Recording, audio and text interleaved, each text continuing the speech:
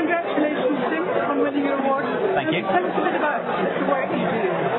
Well, I work for the Public Interest Research Centre, PERC, and I'm now based in mid-Wales. We're working very closely with the Centre for Alternative Technology, and we're putting together an alternative energy strategy for the UK that is framed within the constraints of climate change, peak oil, and global equity. So we're essentially asking the question, how much carbon can the planet burn without us killing ourselves? And that defines a global carbon budget. Within that, we're asking what is an equitable portion that could be used for the UK. We're using a policy mechanism that's known as contraction and convergence for that.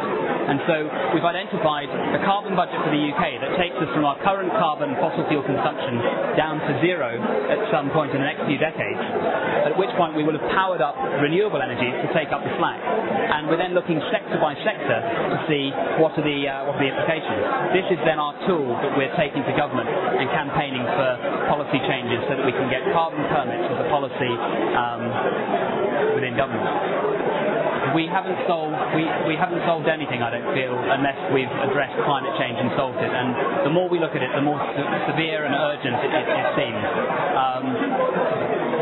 By taking a UK energy strategy, we've got a way to get traction on finding a solution to this. We've got a way to engage people with the global solution that's needed in terms of the global carbon budget, global contraction and convergence.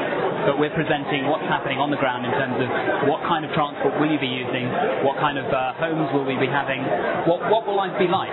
That's the picture that we're painting. I'm delighted and very surprised. I think the first thing I'd like to do is to have a word with Gordon Brown and give him a heads up on some of the policies that are going to be coming his way.